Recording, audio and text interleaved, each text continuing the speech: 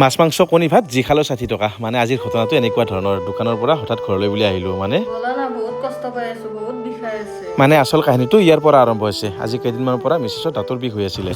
অকণমান আৰম্ভণি হওঁতেই মই কৈছিলোঁ বোলা ডক্টৰৰ পৰা আহোঁ কিন্তু গুৰুত্ব দিয়া নাছিলে কিন্তু আজি দুদিনমানৰ পৰা থাকিব নোৱাৰা বিষ তো সেইকাৰণে এতিয়া আমি গৈ আছোঁ ডক্টৰৰ তাতে তাৰ আগতে দোকানত সোমাই ৰাতিপুৱাৰ ব্ৰেকফাষ্টটো কৰি ল'লোঁ আৰু তাইৰো যিহেতুকে অসুখীয়া দেহা তো ঘৰতে এইবিলাক নকৰি দোকানতে খাই লৈ কিনে এয়া আহি আছোঁ আৰু এইফালে এইখন আমাৰ নতুনকৈ বনাই থকা তামোলপুৰ মেডিকেল কলেজ এইখন হোৱা হ'লে ওচৰতে হ'লে কিন্তু উপায় নাই অলপ দূৰলৈকে আহিব লগা হ'ল তামোলপুৰ চাব ডিভিজন চিভিল হস্পিটেল আগে পিছে আহি পোৱা নাছিলোঁ আজিয়ে প্ৰথম আহিছোঁ ক'ত কি কৰিব লাগে একো নাজানো প্ৰথমতে সোমাই আহিলোঁ আহি কিনে দেখিলোঁ 10 টকাৰে পঞ্জীয়ন কৰিব লাগে ধুনীয়াকৈ লাইন পাতি পঞ্জীয়ন গোটেইখিনি কৰি ল'লোঁ আৰু এইপিনে ডক্টৰলৈ দেখাম বুলি কিনে আগবাঢ়িলোঁ কিন্তু ডক্টৰৰ যিটো ব্যৱহাৰ আছিল সেইটোৱেই ঠিক নাপালোঁ আৰু এইপিনে উভতনি যাত্ৰাত লগ পাই গ'লোঁ মানস চহৰীয়া এই এখন নতুনকৈ হোটেল খুলিছে তামোলপুৰৰ বজাৰৰ মাজমজিয়া মাছ মাংস কণী ভাত যি খালো 60 টকা আৰু এয়া যে দেখা পাইছে এয়া হৈছে পিছদিনাৰ দৃশ্য প্ৰাইভেটকে দেখুৱাই দিলোঁ তাক